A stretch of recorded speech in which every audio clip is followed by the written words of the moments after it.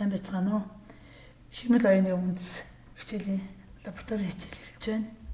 За энэ нэгдүгээр лабораторийн ажил бол лекцийн нэгдүгээр сэдвийн хүрээнд судалсан ойлголтуудыг туршиж бие даан бодлого бодох туршлагыг хийх болно.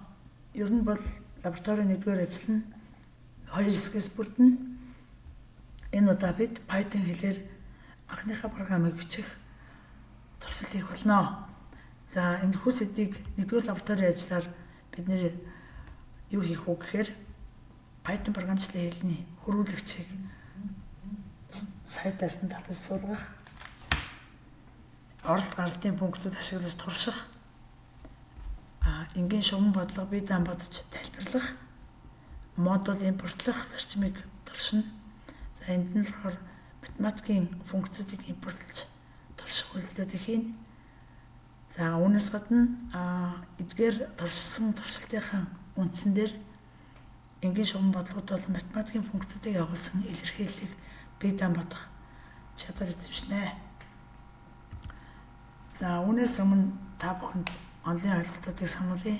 За бид нэр арифметик үйлдэлүүдийг хэрхэн хийдэг талаар лекцийн хичээлээр судалсан байгаа. Гэхдээ энийг эргүүлээд сануулъя. За энэ тэмдэглэгээ гэж бичсэн тэмдгүүнүүд бол математикийн операторууд байгаа. За математикийн операторууд бид нар бол үндсэн 4 аргын операторыг бол мэднэ. Нэмэх, хасах, үржих, хуваах гэсэн үйлдэлүүд байгаа. Үүнээс гадна за үлдэгдэлтэй хуваах,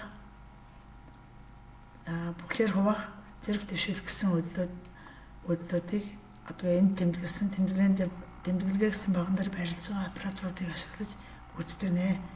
За энэ жишээний багнаас харж болно. За жишээлбэл энэ бол нэмэх үйлдэл ойлгомжтой тийм ээ. Нэмэх үйлдэл хийж байна. За энд бол хасах үйлдэл. За энэ бол зүгээр хуваах үйлдэл. Хуваах үйлдэлээр 7-2 туугаад 3.5 гэсэн утгыг хэвлэж гаргаж байна.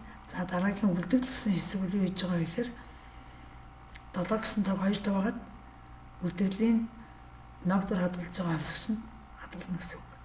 За энэ үржих үйлдэл ойлгомжтой. За энэ 7-г 2 таваагаад бүхэл утгын ногдорын хэсэгч нь хадгалж авна гэсэн. Бүхлээр хуваана гэдэг. За энэ бол зэрэг дэвшүүлэх хэрэг квадрат зэрэг дэвшүүлэх үйлдэлүүдийг хийдэг. За эдгээр үйлдэлүүд бол математикийн үйлдэлүүд өөрийн гэсэн гүйцэтгэх алах чанартай байдаг. За математикийн хувьд хийгддэг алах чанарууд бол энд бол баримтлагдана, Python хуулийн дээр баримтлагдана. Мөн дугуй хаалтыг ашиглаж алах чанарыг нь дарааллыг нь өөрчлөх боломжтой. Биелэгдэл дарааллыг нь өөрчлөх боломжтой. Хаалтанд байгаа үйлдэлүүдийг хамгийн түрүүнд хийгээд тэгээд дараа нь үржих баахан аль төрөнд байгааг нь хийн. За дараа нь нэмэх хасахын аль төрөнд байгааг нь хийн. За энэ дарааллыг бас Python хэлний програмчлалд дагаж мөрднө. За түүнээс гадна бид нэр програмчлалд өгдлийн төрлүүдийг ашиглана. За энэ өгдлийн төрлүүдийн талаар бид нэр лекцийн хичээлээр үзсэн байгаа. За 5 утга, текстэн утга гэсэн ерөнхий 2 хэсгээр 2 янзын өгдлүүдийг бол бид нэр ашиглах боломжтой. За бүхэл тоо, их бүхэл тоо, шилжих тасалтай тоо, за тэгээд бүлийн төрлүүдийн утгыг ашиглаж болно. За текстэн утгаас тэмдэгт болон тэмдэгт мөрийг ашиглах боломжтой. За энэ жишээ гэсэн үйлдэлүүдийг за x тэнцүү 4 гэсэн хувьсгч өгөөд энийг хэврэх үйлдэл гэх юм бол энийг гэсэн хувьсгчанд хадгалагдсан төрлийн тоо ямар төрлөө гэдгийг тодорхойлоод гаргадаг. За энэ ч y гэрд нь true гэсэн үнэн гэсэн утгыг хадгалж өгөөд за түүнийг хэвлэхэд тэр үр дүн нь ямар төрлийн утга вэ гэдгийг тодорхойлж өгдлийн төрлийг тодорхойлж өгнэ. За үүнээс гадна харьцуулах үйлдэлийг бид нэр лекцийн хүрээнд үзсэн байгаа. Харьцуулах үйлдэл нь болохоор бүлийн төрлийн утга буцаадаг, төсөл шалгахад өргөн ашиглагддаг. За энийг бас лекцийн хүрээнд үзсэн байгаа. За салаалах буюу нөхцөл шалгах үйлдэл нь Python хэлэнд бол C хэл шиг одоо уулзсан хаалт буюу их хаалт ашигладаггүй. тухайн дэд командуудыг нь доголь мөрөнд байршуулж ашигладаг байна. За энэ хийж байгаа үйлдэлүүд нөхцөл шалгах үйлдэлүүд байна. Энэ нөхцөл шалгах үйлдэлд ашиглаж байгаа операторуудыг энэ жишээгээр харуулсан байна. За хэрвээ бид нэр энэ хоёр хөвсгчийн утга тэнцүү юу гэдгийг шалгах гэвэл нэг тэнцүүгийн тэмдэг биш хоёр тэнцүүгийн тэмдэг тавьж бичиж нөхцөлөө шалгадаг байна. Хэрвээ нэг ширхэг тэнцүүгийн тэмдэг тавьчихвал X гэсэн хөвсгчийн дээвэргийн утгыг олгоно гэсэн үг. Утга олох оператор болно гэсэн үг. За X-ийн утга нь Y-тэй тэнцүү биш үү гэж шалгаж байна. За хэрвээ ижилхэн X, Y хоёр нь тэнцүү биш байвал үнэн гэсэн утга буцаана. За X нь Y-гээс бага гэдэг нь үнэн бол үнэн гэсэн утга буцаана. За X нь Y-гээс их гэдэг нь үнэн бол үнэн гэсэн утга буцаана. За X нь Y-гээс бага уу тэнцүү бол бас үнэн гэсэн утга буцаана. За X нь Y-гээс их уу тэнцүү эсвэл ижилхэн бол үнэн гэсэн утга буцаана гэсэн энэ жишээ үйлдэлүүдийг та бүхэн сайн тогтоож аваарай.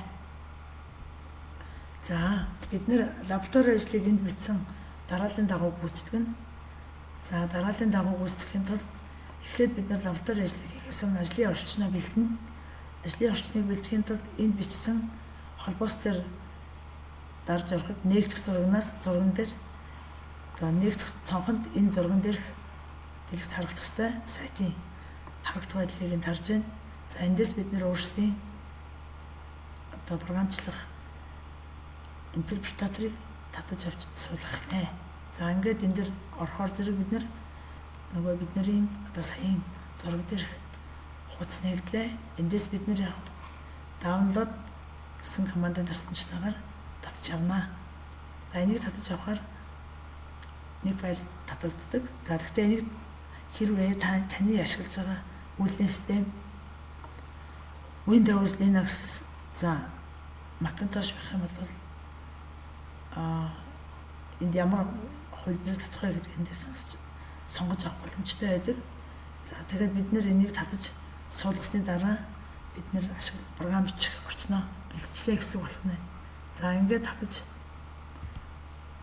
аваад ажиллуулахад за idle shell гэсэн ийм ажлын орчин бэлэн болсон байна. За ийм бүтцтэй бэлэн болсон байна гэсэн. За энэ цонхны хувьд ярих юм бол за файл гэдэг энэ системд бол бүгд ажиллана. За энэ файл систем дотроос бол шинэ файл үүсгээд дахин шинэ цонх үүсгэж тэрэн дотор програмын кодыг хүчээд хадгалж болно. Хадгалсны дараа ажиллах боломжтой. Эсвэл шууд эхний ээлжинд бол бид нэр энэ prompt за энэ 3 ширхгийн тэмдэгтэй борд өрсөлбөл юу байх вэ гэхээр бид нэр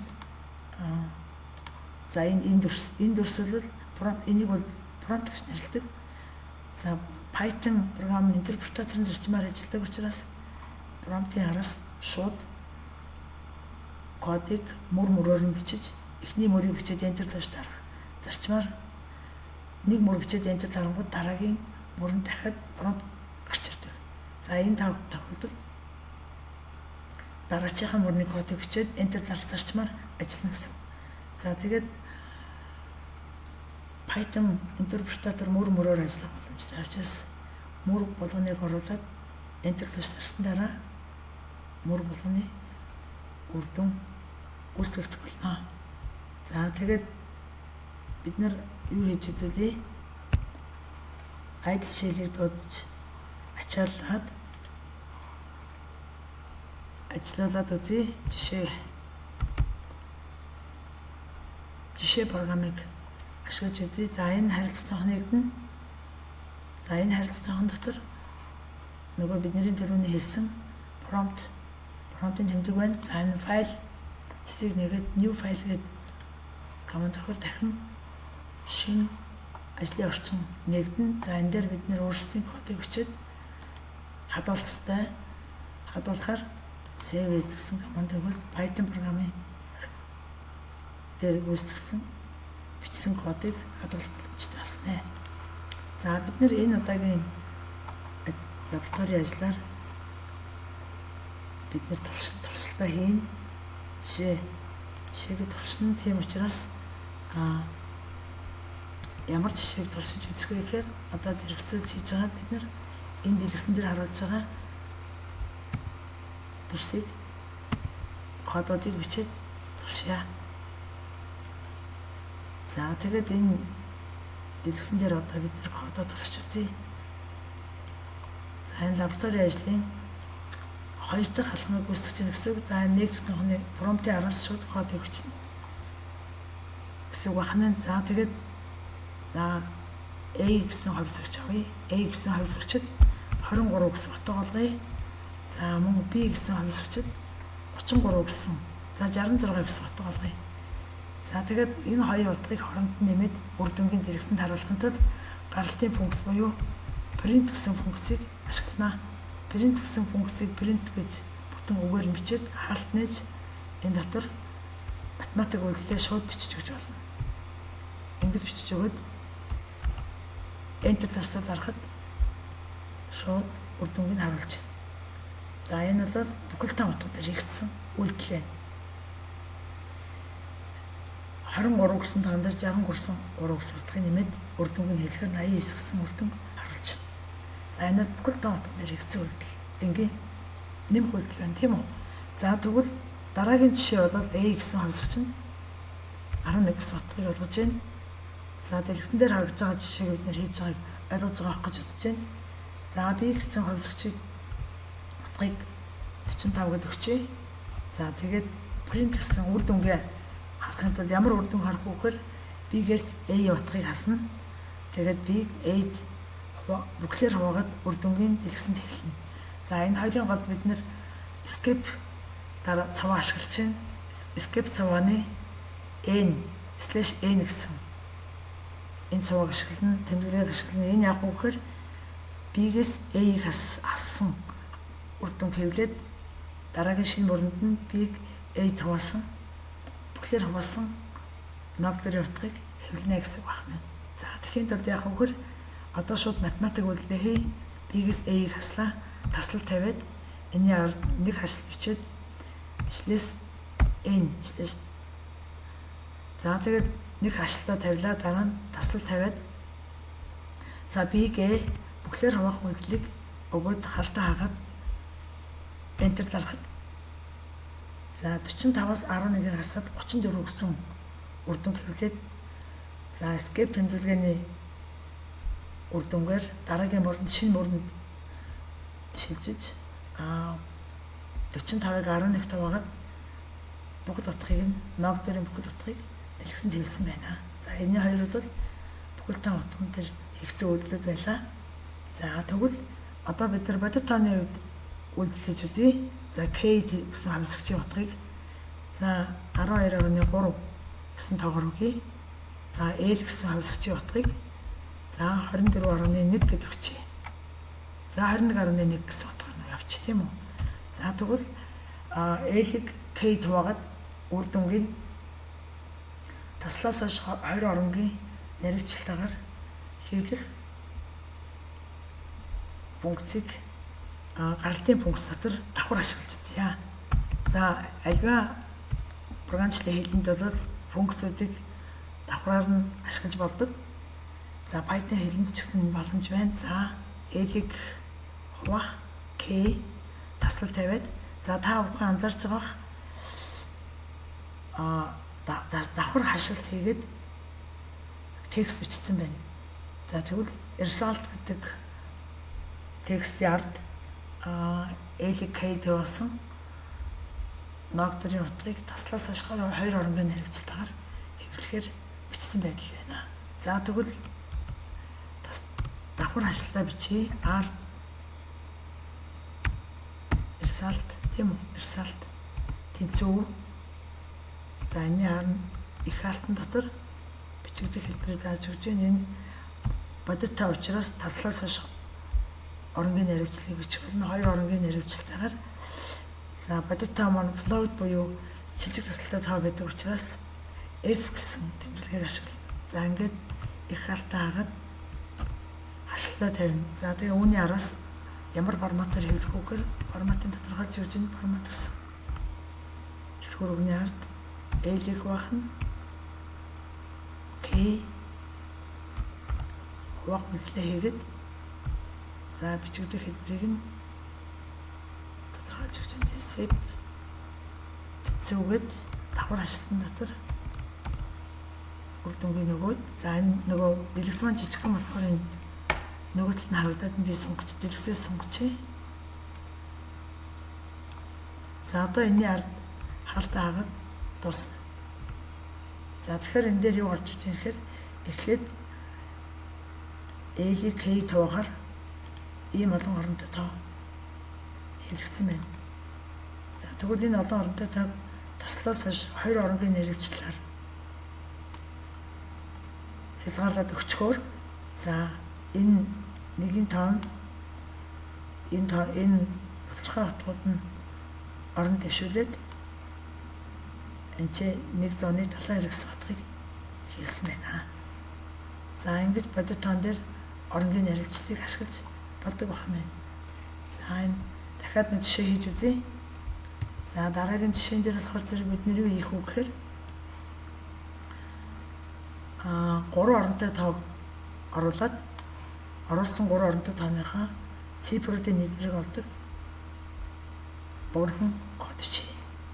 За үүний тулд R гэсэн хувьсгч нь гарнаас оруулах 3 оронтой тоогоо хадгална. Тэхийн тулд R тэнцүү гэсэн тэнцүү буюу утга болох операторыг бичнэ. За энэ дээр int гэдэг функцийг дуудаж байна. Int гэдэг функц нь юу их вэ гэхээр гарнаас оруулсан тоо утгыг бүхэл утгыг ялгаж авна гэсэн үг. За тэгээд input гэдэг функц бол оролтын функц. За бид нэр лекцэн дээр ярьсан байгаа гарнаас өгөгдөл оруулах. За гарнаас өгөгдөл оруулалтанд input гэсэн функцийг ашиглана. Эсвэл шууд хувьсгчэнд утга олох зарчим ашиглаж болно. Мөн програмд ашиглах өгөгдлийг файлаас авч дуудаж уншиж болно гэдэг бид лекцэн дээр ярьсан байгаа. Та бүхнийг санахгүй бол лекцэн эргээгээд үзээрэй. За 3 оронтой энэ дээр би кириллээр бичиж болно. 3 оронтой тоо оруулна. За ер нь бол бид нэр эхнээсээ жоохон соёлтой бичиж сурна. Оруул гэж тушаах маягаар биш. Боловсон маягаар оруулна уу гэж бичих хэрэгтэй. За тэгэд одоо эхний хаалт бол input функцийн хаалт, дараагийн хаалт бол int гэсэн функцийн хаалт бол. За тэгэд enter тууш дарахаар 3 оронтой тоо оруулна уу гэж хэвлэлчлээ шууд. Энэ дээр хэвлээд хашлтан дотор бичсэн текст яг тэр чигээр хэлсэн тэглэж байгааг анзаарч байгаа гэж бодож байна. За энэ дээр бид нэр 147 гэсэн тоогийг 3 оронтой тоо өгсөн.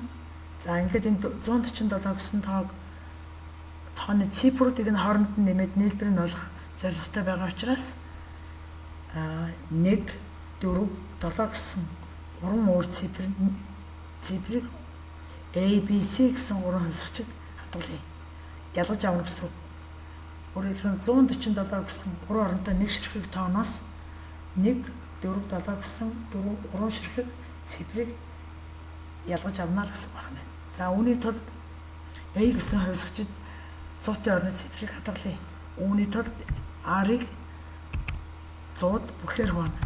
За энэ юу их вөхөр R гэдэг A гэдэг хувьсгчинд R гэсэн одоо 147 гэсэн тог 100 таваагаад бүхлийн авахар 1 гэсэн цифрийн утгыг A хувьсгчид хадгална гэсэн.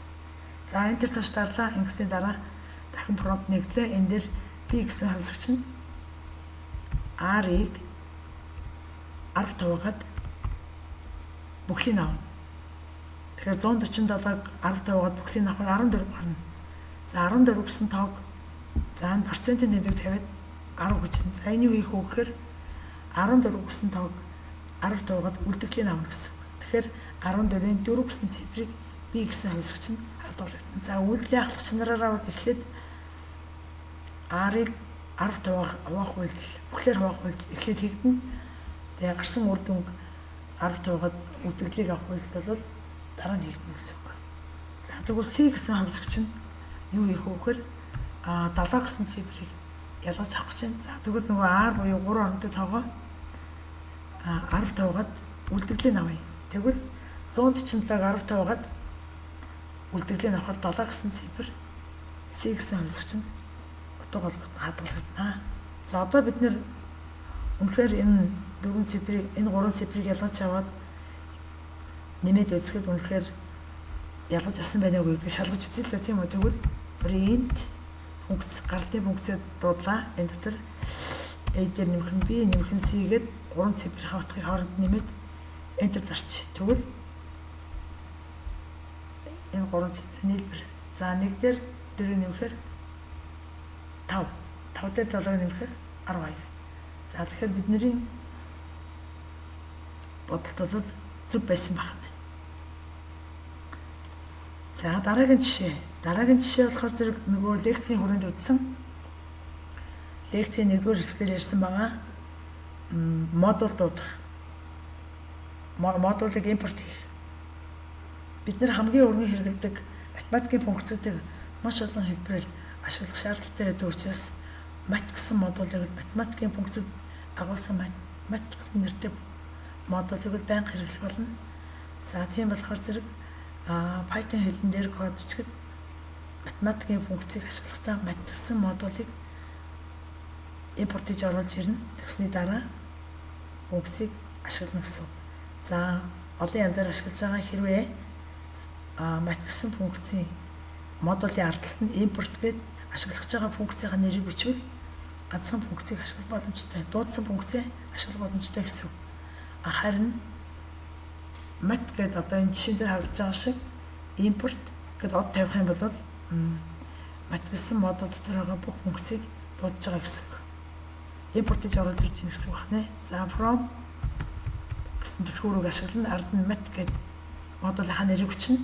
За тэгээд импорт гэдэг бид нар од тавьж өгч байна. Ингээд бид нар mat гэсэн модуль доторх функцүүдийг бүгдийг дудлаа гэсэн байна.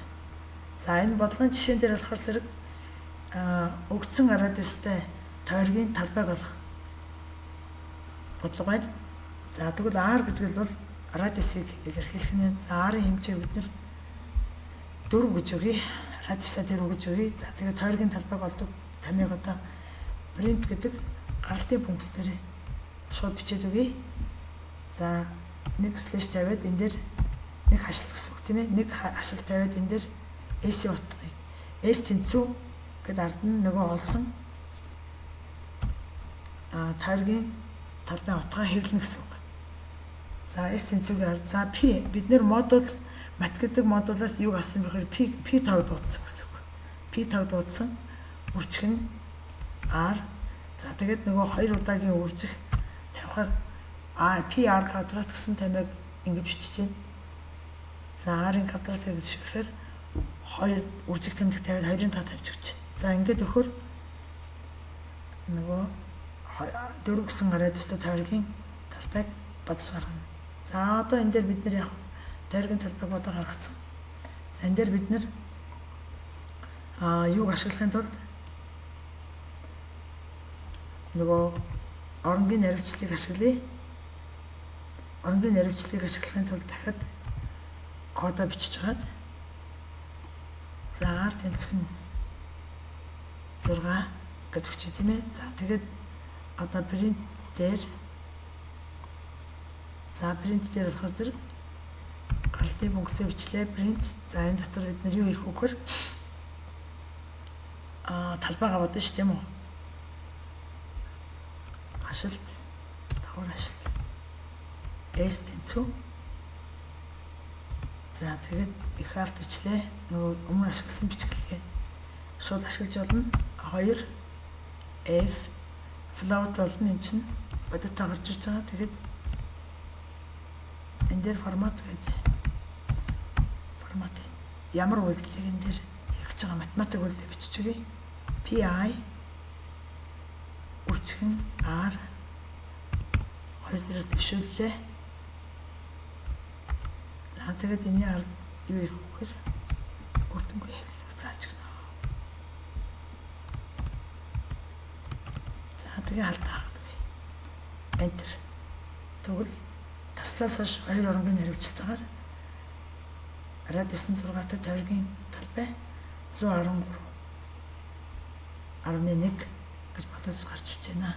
За ингээд бид нэр хамгийн энгийн математик үйлдэлүүд болон математикийн модулыг дуудаж импортж оруулж ирж функц ашиглах жишээ туршиж үзэж байна. За одоо та бүхэн өөрсдөө видео бичлэгийг харж байгаад өөрийнхөө бэлдсэн ажлын орчин дээр эдгээр жишээнүүдийг өөрийн өгсөн утгын хувьд бодож үзээд бодлого болгоны үр дүнгуудын ялгааг тэмдэглэж аваарай. За үүнээс гадна ямар альва зүйлийг туршсан зүйлийг дахин давтахгүй бол та бүхэн тогтохгүй. Тийм учраас та бүхнийг тогтоож авахын тулд би дааж бодох бодлогыг бодоод тайлан бичиж сургалт удирдлага системээр илгээнэ. За даалгаврыг хэзээ илгээсэн байх ёстой вэ гэвэл дараагийн хичээл орох 7 хоногийн хичээл эхлэхээс 2 хоногийн өмнө би дааж бодсон бодлогын одоо тайлангаа бичээд илгээн. За боломжтой бол видео бичлэг хийгээд яаж бодсноо тайлбарлаад видео файлаа явуулсан ч болон тэгвэл илүү давуу талтай болно шүү. За тэгвэл ямар бодлогуудыг бодох вэ? Би дааж бодох бодлогууд нийт 5 бодлогууд нь энгийн өнөөдрийн үздсэн одоо туршсан бодлогуудын хүрээнд төстэй бодлогуудыг бодож байгаа. За бодлого нэг бол энгийн илэрхийллийг бодно. Илэрхийллийг бодохын тулд X гэсэн хувьсгчийн утгыг гарнаас өгöd за энэ өгсөн томьёонд орлуулж энэ томьёоны дагуу бодлтыг хийгээд үр дүнгийн 3 орны хариуцлагаар хэвлэнэ. За энэ ихний бодлого. Дараагийн бодлого болохоор эхлэх цаг, минут үйл ажиллагааны үргэлжлэх хугацааг минутаар өгсөн гэж үзээд дуусах цаг ба минутыг тодорхойлно. За жишээлбэл үйл ажиллагаа 12 цаг 00-д эхэлсэн бол үргэлжлэх хугацаа 58 минут байсан бол хэдэн цаг минутанд үйл ажиллагаа дуусах вэ гэдгийг тодорхойлно. За энэ доотлын цаг минут үргэлжлэх хугацаа гэсэн хасагчдын утгын утгуудыг та бүхэн гараас авна. Өөрсдөө тэр эхлэх цаг минут үргэлжлэх хугацаагаа өөрийн дуртай утгаа өгöd тэгээд тэр хэдэн цаг хэдэн минутанд дуусахыг тооцоож үзээрэй. За дараагийн бодлого. За 3 дугаар бодлого бол 2 бодлоготой дотроо. За тэр нь гарнаас өгсөн утгыг бол цагаар өгнө гэж үз. За тэр цагаар өгсөн утгыг хоногт дэвшүүлэн тодорхойлно. За тэгээ хэдэн хоног таны өгсөн цагийн утга хэдэн хоногт эцэж чаддаг хэлнэ гэсэн байна. За дараагийн бодлого нь болохоор зэрэг гурвалжны тэгшинс гурвалжны катетуудын утга нь 5 болон 8 см бол талбайг нь олно. За талбай олдог 3 тэгшинс гурвалжны талбай олдог тэмээгээр бодож үр дүнгийг хэлж гарна гэсэн. За нэгжлэн хамт бодож бичиж тавиарай. За дараагийн сүүлийн 2 бодлого бол нөгөө модулыг импортж оруулж ирж ашиглах бодлогод байна. За дөрөв дэх бодлого бол A гэсэн тоог A B гэсэн 2 тоог гараас өгöd за тэгээ A тоог нь B зэрэг төвшүүлээд үр дүнгийг хэвлэнэ гэсэн байна. За нэг зэрэг төвшиг A тоог B зэрэг төвшүүлдэг функц ашиглах гэсэн байна. Дараагийн бодлого болохоор зэрэг өгөгдсөн бодит тоон утга X-ийн хувьд за тэр тригонометрийн функцийг ашиглаж Y гэсэн хувьсгчийг олж үр дүнгийг хэвлэнэ. За эдгээр ажлуудыг дараагийн 7 хоногийн хичээл эхлэхээс 2 хоногийн өмнө илгээсэн байж та бүхэн энэ лабораторийн ажлаа тооцоолох боломжтой гэдгийг анхаарна уу? Анхаарал тавьсанд баярлалаа.